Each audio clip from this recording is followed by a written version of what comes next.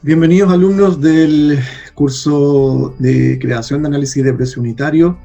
Les doy la bienvenida y reciban un gran saludo. Mi nombre es Héctor Valenzuela, yo soy, constructor civil de profesión. He trabajado en la construcción por más de 10 años, más o menos 13 años, y más o menos 12 años que llevo ejerciendo la docencia. Así que un gusto para mí poder tenerlos aquí en Euskadi. Somos de la ciudad de Temuco, somos un instituto de capacitación bajo la figura de UNOTEC, y dentro de los cursos que compartimos están el curso ITO, el curso PAC para constructores, cursos de AutoCAD, cursos también de BIM, y ahora en esta modalidad online, dada la contingencia que hay con el coronavirus, que todos sabemos, donde no podemos hacer clases presenciales, estamos lanzando este primer curso de forma remota, ¿no es cierto?, con clases offline a través de video y también online. Y este es el primero de este tipo que lanzamos y esperamos que podamos tener una buena experiencia. Así que nos van a servir mucho todas las cosas que ustedes tengan que decirnos para poder ir mejorando nuestro servicio.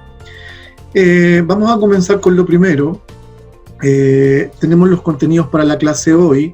Después de estos videos les voy a invitar a desarrollar una actividad, una tarea, y luego a que nos conectemos vía online a las 8:30 de la tarde, ¿no es cierto? Vamos a tener dos clases.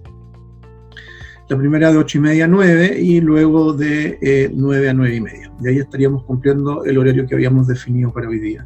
¿Qué es lo que tenemos preparado para ustedes hoy día? Bueno, el módulo número 1, el análisis de precio unitario. ¿Qué es lo que son los costos directos de la obra?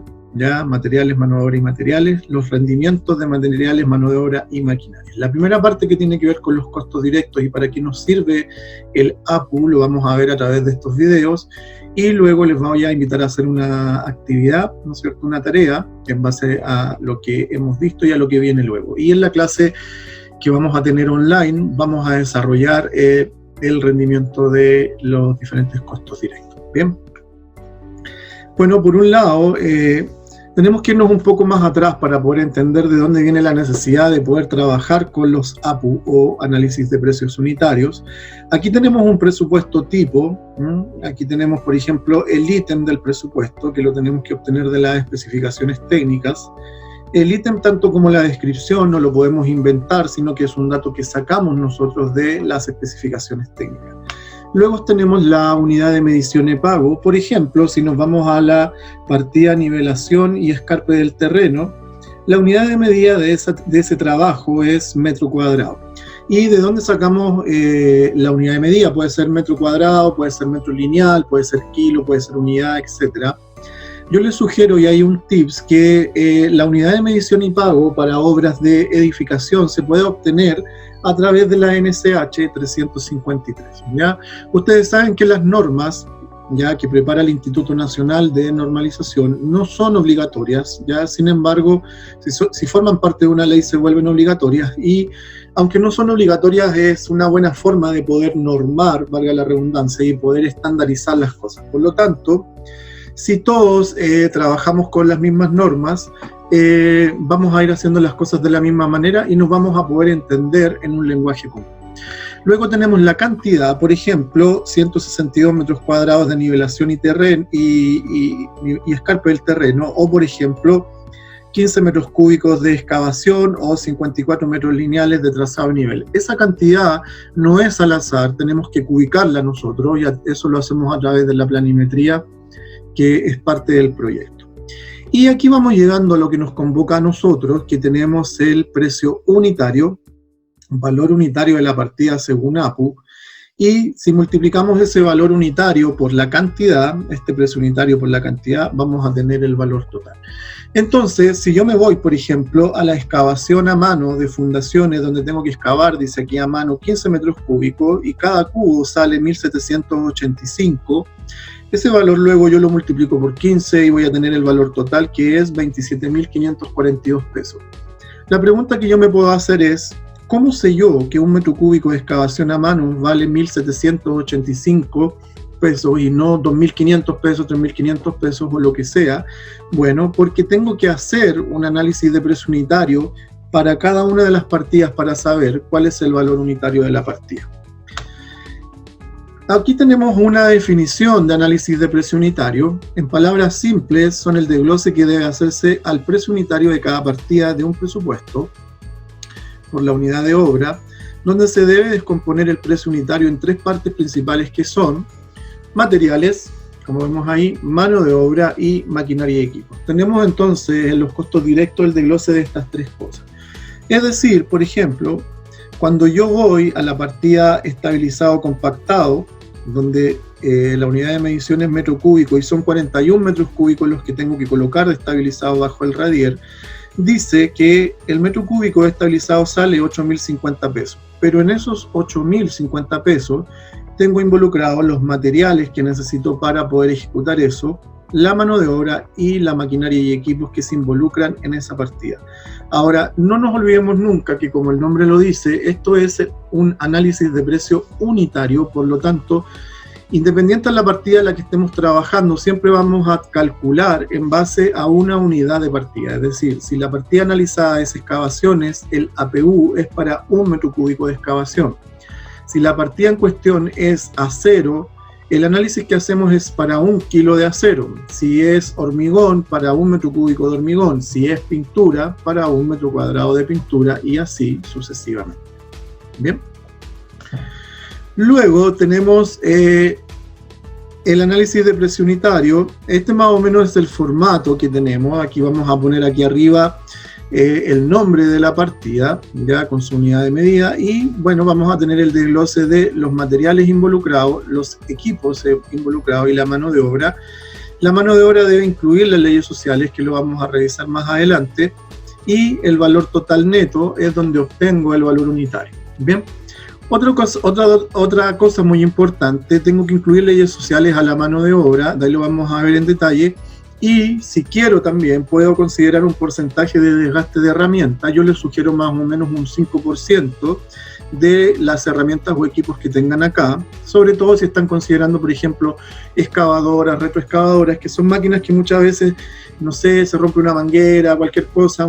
Bueno, por lo que sea, es bueno considerar un porcentaje ahí de desgaste. Y finalmente, si sumamos el subtotal de materiales, el subtotal de equipo y el subtotal de mano de obra, vamos a poder tener el total neto, y eso es súper importante porque cuando ponemos los valores acá de materiales y sobre todo de equipos y herramientas, tenemos que considerar valores netos, es decir, sin el IVA. Bien, porque el IVA, si ustedes se fijan, lo cobramos nosotros acá al final del presupuesto. Ahora, si quieren, pueden poner los materiales con IVA. El drama es que eso les va a subir un poquito el presupuesto. Bien, vamos a ver ahora, por otro lado, qué es lo que son los costos directos. En palabras simples, son el desglose que debe hacerse al precio unitario de cada partida de un presupuesto por la unidad de obra, donde se deben descomponer el precio unitario en tres partes principales que son los materiales, la mano de obra y la maquinaria y equipos. Estos son los costos directos de la obra, y tenemos por otro lado también los costos que no son directos, donde tenemos los gastos generales y las utilidades. Y a su vez, los gastos generales los podemos descomponer en gastos generales directos e indirectos.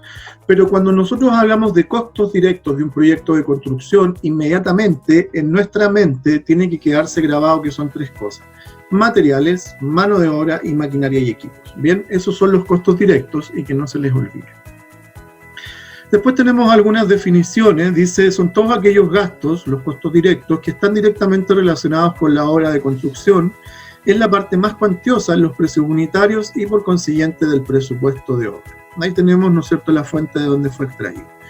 Por otro lado, dice la sumatoria de los siguientes costos: obras preliminares, obra gruesa, terminaciones, instalaciones sanitarias, gas, electricidad, especialidades, obras exteriores.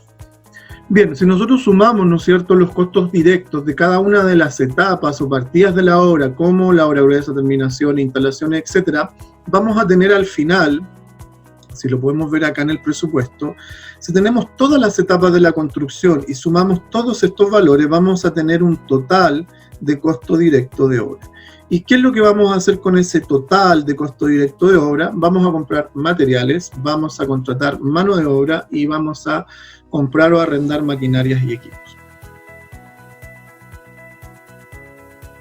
Vamos a analizar el primero de los costos directos, que son los materiales. El primero de los costos directos son los materiales de construcción, es decir, los materiales utilizados en los procesos de construcción de las diferentes partidas. Sí, si estoy trabajando, no sé, pintura, son los materiales involucrados en la partida pintura. Supongamos esmalte, brocha, rodillo, bandeja, papel pegote para no manchar, bueno, y todos los materiales que yo considere. Evidentemente hay algunas partidas que no tienen materiales. Por ejemplo, si yo hablo de la partida de excavaciones, no tengo materiales, ya sea que las ejecute a mano o que las ejecute con maquinaria. ¿Ya? Si no tengo materiales, no le pongo nada, simplemente me queda en cero. Tenemos aquí una agrupación muy general de los materiales, por ejemplo, materiales pétreos, piedra, granito, mármol, pizarra, caliza, grava, cal, arenisca, yeso, cemento, arena, etc. Bien. Ahí tenemos todos los tipos de piedra, incluyendo los arios para hormigón, y tenemos otro tipo de piedra como la piedra pizarra, el mármol, que se utilizan mucho como revestimiento y en otros usos en la construcción.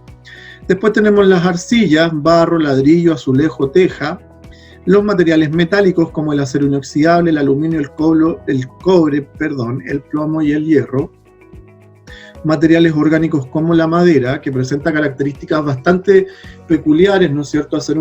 Al provenir de un organismo vivo, ¿no es cierto?, tiene algunas características propias de este material, y tenemos materiales sintéticos como el PVC, en las ventanas, en las molduras, por ejemplo, poliuretano, neopreno, resina, pintura acrílica, silicona, y en general todos los tipos de pinturas que nosotros conocemos. Bien, entonces lo primero es conocer todos los materiales que están involucrados en las diferentes partidas que yo voy ejecutando.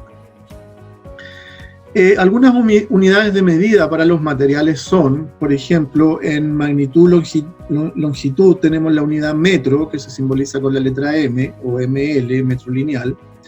Respecto de las masas tenemos kilogramos, ¿no es cierto?, con su correspondiente símbolo kg, y tenemos tonelada con su símbolo T.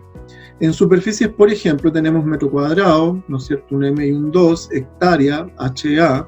En volumen tenemos metro cúbico, M3, litro, ¿no es cierto?, una L, a veces una LT también. Y en tiempo, por ejemplo, hora, que se simboliza con una H.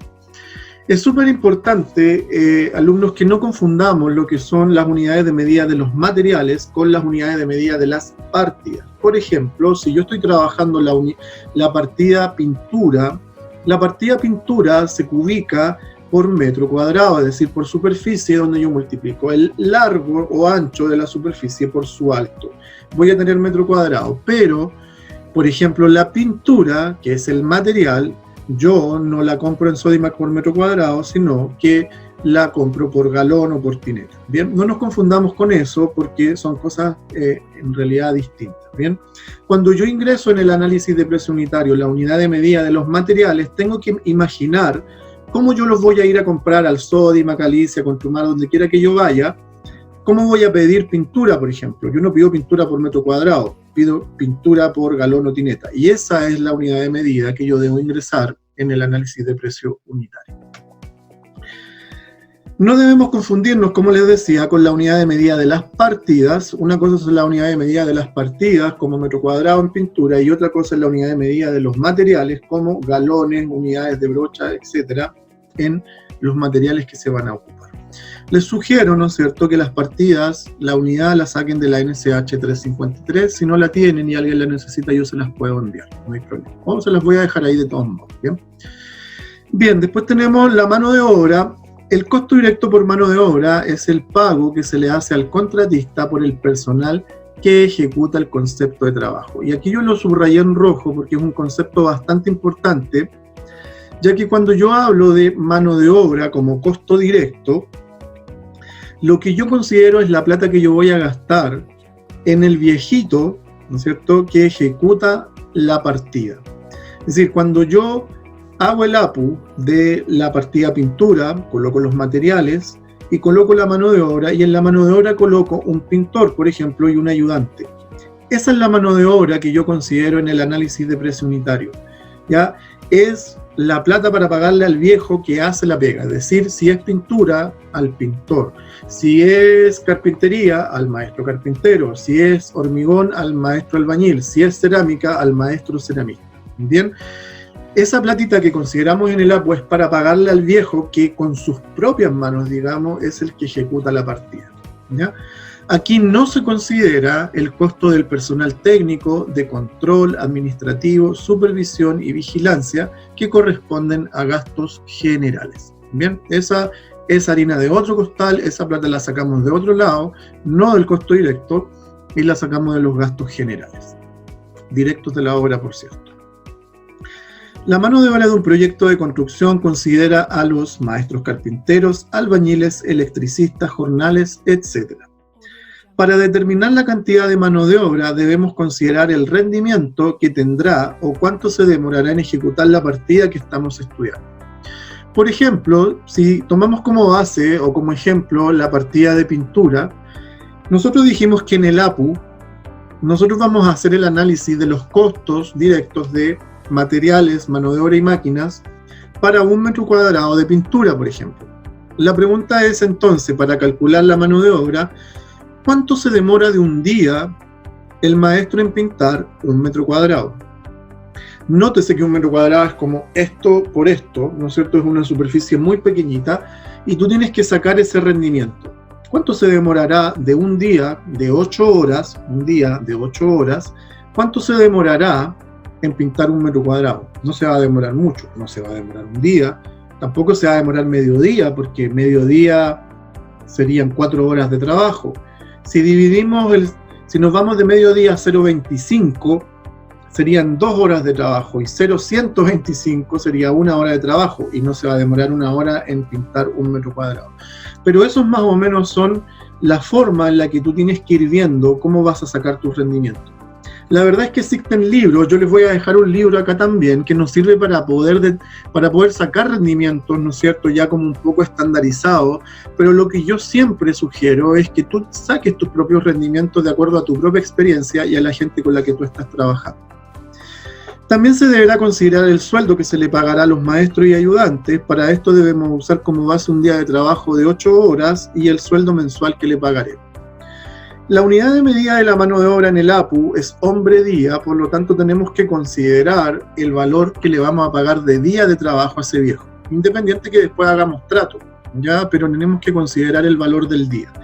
De allí, por ejemplo, si lo que nosotros le vamos a pagar al viejo son 600 lucas mensuales, el valor del día, 600 lucas dividido en 30, nos va a quedar en 20.000 pesos.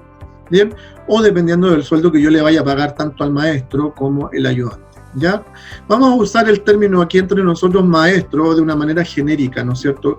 Ya sea que el viejo sea maestro, carpintero, albañil, electricista, lo que sea, nosotros le vamos a llamar maestro.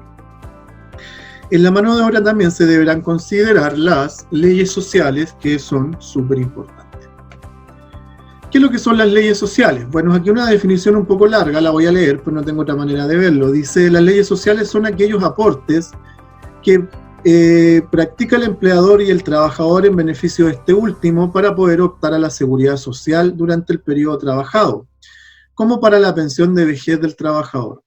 La ley dispone que el empleador deberá descontar de las remuneraciones del trabajador un porcentaje de estas, que tiene por objeto acumular un fondo de pensiones, es decir, la AFP, y seguros de vida, y sobre todo el seguro de salud, ¿no es cierto?, ya sea que el trabajador esté en FONASA o en ISAPRE, pero hay que hacerle el descuento. La retención de estos valores al trabajador y su posterior no pago en las instituciones correspondientes acarrea que el empleador no podrá despedir al trabajador, sino hasta que pague todas y cada una de las retenciones efectuadas. Igual situación ocurre con la parte de las imposiciones que el empleador le corresponde pagar, ya que de no haberlas enterado acarrea la misma responsabilidad. Nuestro Poder Legislativo recientemente ha interpretado que mientras el empleador no pague todas y cada una de los aportes adeudados, no podrá ponerle término al contrato de trabajo. De hecho, cuando a ti te finiquitan de una pega, si tú vas a la notaría o si tú vas a la inspección del trabajo, tu empleador que te está finiquitando tiene que llevar, ¿no es cierto?, el reporte de todas las imposiciones que te ha pagado para que se garantice que no tiene deuda de este tipo. Si no, no te puede despedir y por lo tanto tú sigues trabajando. Por eso es súper importante entonces, y me voy a devolver aquí un poquito, como veíamos, que cuando yo calculo la mano de obra, a esta mano de obra debo incluirle las leyes sociales. ¿ya? Las leyes sociales entonces son un porcentaje y hay, ¿no es cierto?, un porcentaje mínimo que lo vamos a ver acá. Para el cálculo de las leyes sociales se deberá considerar como mínimo lo siguiente: un 12% en AFP, que es como lo básico, un 7% en salud y un 3% en cesantía. Esas tres cosas, la AFP, la salud y el seguro de cesantía, suman un 22%. Por lo tanto, tú nunca le puedes asignar a las leyes sociales un valor más bajo que un 22%. Eso es lo mínimo. Yo te sugiero incorporar porcentajes más altos para cubrir la mutualidad, que es algo que tú como empresa tienes que pagar a tus trabajadores, los elementos de protección personal que tienes que comprarles, como el casco, los zapatos, las antiparras, los guantes, etc., que yo le puse acá un 7%, el finiquito de trabajo, que es un 7%, e incluso tú podrías incluir un otro por si después surge alguna cosa.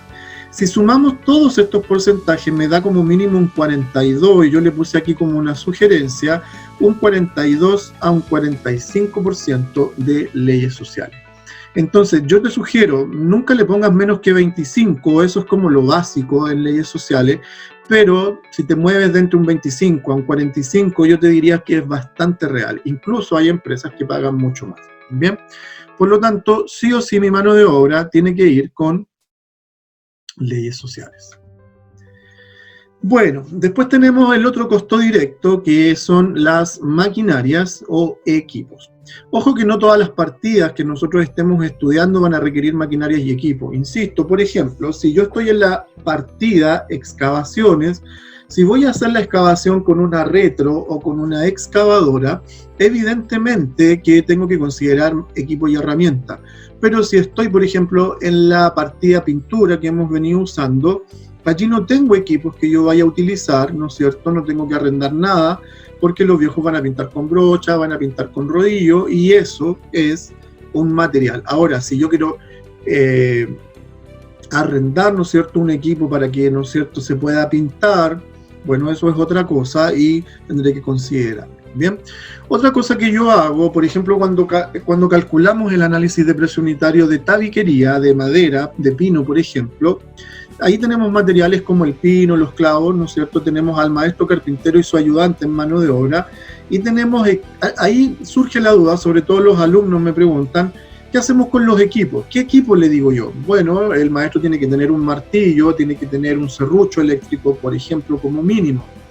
La verdad, chiquillos, es que hoy día la mano de obra que tú contratas, es decir, el viejito carpintero que tú contratas en tu obra, él sí o sí tiene que tener su propio martillo, los viejos lo tienen, ellos tienen su serrucho eléctrico, y entonces yo no lo considero en el APU, ¿ya? Sino que el viejo que viene a trabajar tiene que traer su herramienta, es como lo mínimo, ¿no?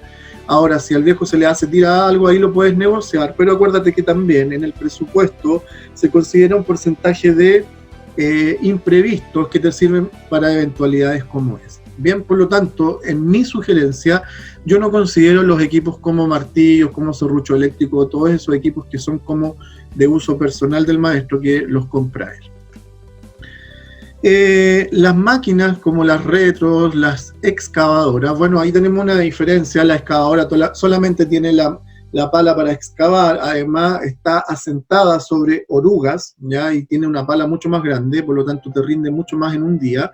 Esa es la excavadora, y la retroexcavadora tiene la pala que excava y, ¿no es cierto?, el otro lado el cargador frontal que te ayuda a cargar, y tiene neumático, esa es la diferencia. Pero sea que sea la máquina que tú contrates, por ejemplo, puede ser una placa compactadora incluso, un rodillo, lo que sea, siempre la unidad de medida de las máquinas es la hora. Bien, por lo tanto, si tú tienes considerado que vas a usar una máquina un día entero, tienes que considerar que son 8 horas de arriendo como mínimo. Bien, ahora si tienes que tenerlo por más de un día, bueno, ahí vas a tener que considerar cuánto te cobran en el arriendo por día y no por hora. Les recalco esto porque a veces he visto yo, sobre todo en los alumnos, que en la mano de obra ponen la unidad de medida de la mano de obra por hora, y la verdad que no es correcto, porque la mano de obra la unidad es por día, hombre día, ¿ya? Y en las máquinas, hora de trabajo. Acá tenemos entonces más o menos cómo se ve una APU. Yo les aconsejo tener todos estos datitos, el nombre de la obra, Si el proyecto tiene un código, colocarlo para que no nos perdamos. ¿Cuál es la empresa? ¿Cómo se llama la partida? Por ejemplo, pintura. ¿Qué número de ítem tiene? Que lo voy a sacar del presupuesto. La región, la ciudad, la fecha. La unidad de medida, por ejemplo, metro cuadrado en la pintura, y la cantidad ejecutada. Eso es súper relevante, saber cuánto es la cantidad que vamos a ejecutar. Aunque el análisis de precio unitario es para una unidad, me sirve saber cuánto es el total y después vamos a ver por qué. Aquí tengo el desglose de materiales, tengo un subtotal de materiales, tengo la mano de obra, incluía las leyes sociales y el subtotal, y tengo los equipos y herramientas con un pequeño desgaste, ya que yo les considero o les sugiero más o menos un 5%. Si sumo los tres subtotales, voy a tener el valor del análisis de precio unitario, y recuerden que ese valor es valor neto. Ahora, alguien puede decir, bueno, profe, yo coloco los valores de los materiales con IVA. Bueno, si quiere hacerlo, hágalo, yo lo he hecho también. El problema es que si le ponemos el IVA aquí y después cobramos el IVA de nuevo, este valor va a estar un poquito, ¿no es cierto?, inflado, y eso nos va a hacer eventualmente menos competitivos, ya, frente a otras empresas cuando tenemos que participar de una licitación. Bien, pues alumnos, este es el primero de los videos. Hoy día les voy a dejar colgados 2 videos en el YouTube para que podamos realizar la clase. Espero que les haya gustado, y cualquier consulta la resolvemos más rato en la clase que vamos a tener online. Tengan un gran saludo todos ustedes.